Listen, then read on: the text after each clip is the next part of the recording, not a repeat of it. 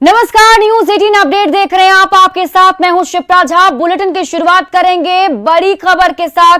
झारखंड की सियासत से जुड़ी बड़ी खबर सामने आ रही है। कांग्रेस कोटे के 4 मंत्री रायपुर से रांची के लिए रवाना हो गए हैं। इस वक्त की बड़ी खबर आपको बता रहे हैं, झारखंड के 4 मंत्री अभी रांची के लिए रवाना हो चुके हैं। आलमगीर आलम, रामेश्वर उरांव, बन्ना गुप्ता और बादल पत्रलेख छत्तीसगढ़ की राजधानी रायपुर से रांची के लिए रवाना हो चुके हैं। आपको बता दें कि ये सभी कैबिनेट की बैठक में हिस्सा लेंगे, जिस वजह से ये सभी जो हैं वो रायपुर से वापस रांची लौट रहे हैं। रायपुर के रिसोर्ट से चारों मंत्री जो कांग्रेस कोटे के हैं वो यहाँ से निकल रहे हैं और यहाँ से रांची वापस जाएंगे। आपको ये तस्वीर है और इन तस्वीरों के माध्यम से देखें तो यहाँ सर कहाँ क्या प्लानिंग है आगे की? देखिए रुकिए ना भैया, रुकिए ना, रुकिए ना भाई। देखिए, हमारा काम सरकार की काम बंद नहीं है। सरकार अपनी काम कर रही है।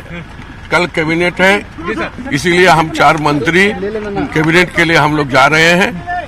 और क्यों यहाँ पर आए या नहीं आए, सारी बात को आप लोग जानते हैं कि भारतीय जनता पार्टी जिस तरह, चाहे वो आपका मध्य प्रदेश हो, महाराष्ट्र हो, कर्नाटक हो, गोवा हो, इसी तरह करके जो बनी हुई मैंडेट वाली सरकार को गिराने की काम किया है।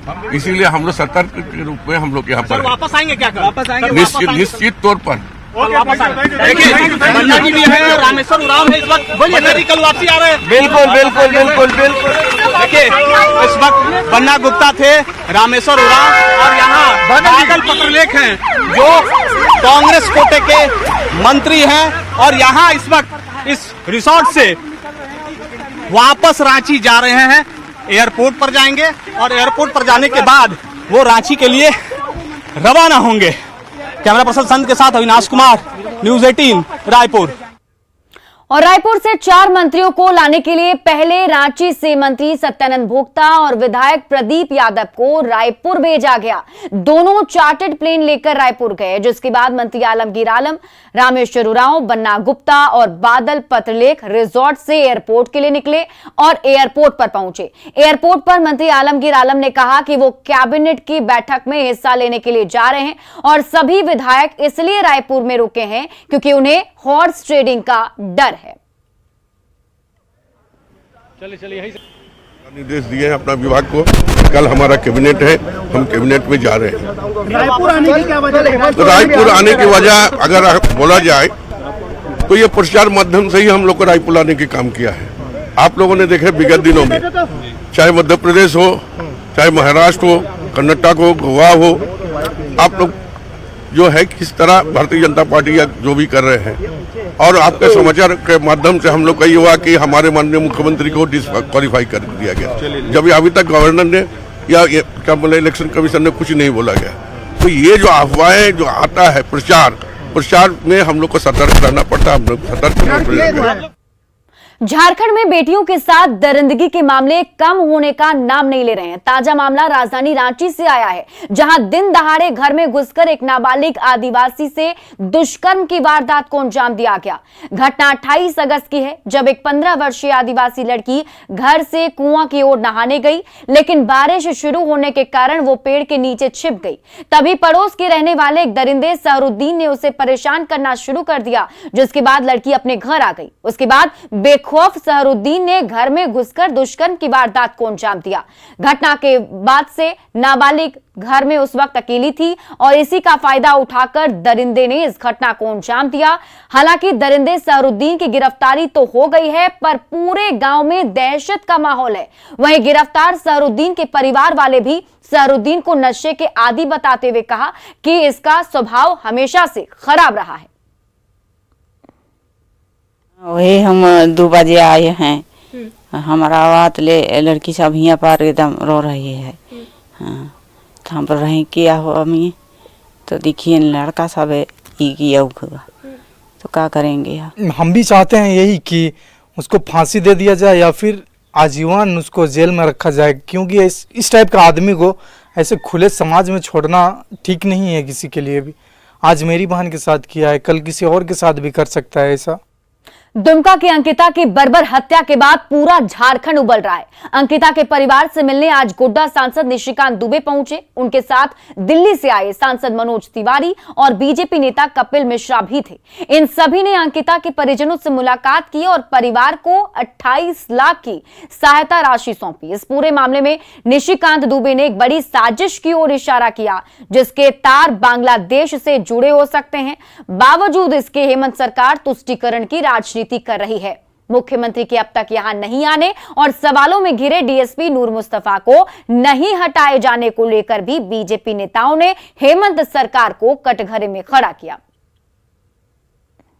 संथालपुरना को उन लोगों ने एक ब्रीडिंग ग्राउंड बनाया है और ये जो घटना है, ये घटना यही दिखा रहा है कि मुस्लिम अपीजमेंट पर जो ये सरकार चल रही है, कांग्रेस की जो सरकार चल रही है, हमारी बहू बेटी सुरक्षित नहीं है। इस परिवार को हम लोगों ने, कपिल मिश्रा जी ने जो कैंपेन चालू किया था मनोज तिवारी जी के साथ, हमारे साथ, उसमें 28 लाख हमने दिया है और हमने ये कहा है कि हम इस केस को अंतिम मुकाम तक ले जाएंगे।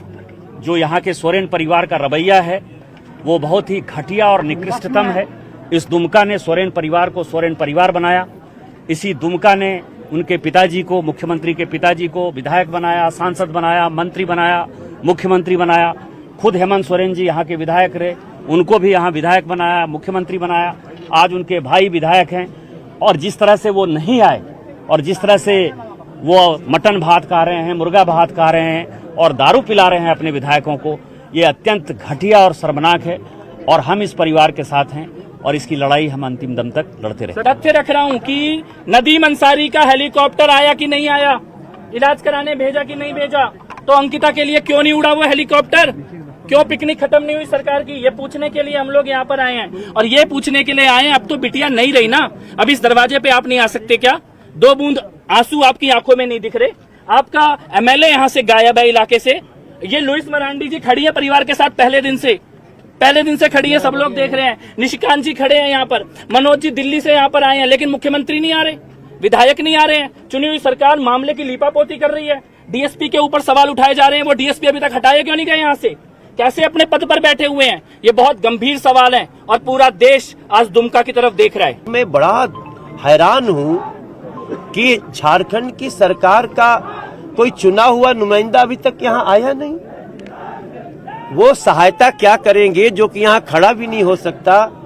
तो मैं समझता हूँ ये इस घटना में कड़ी जांच होनी चाहिए और दोषियों को ऐसी सजा होनी चाहिए जिससे ऐसा अपराध करने वाले लोगों की रूह कांपे।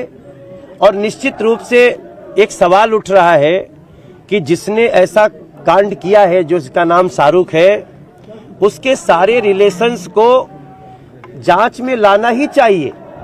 निशिकांत दुबे जी का, कपिल मिश्रा जी का जो इशारा है, मुझे लगता है वो बहुत गंभीर है।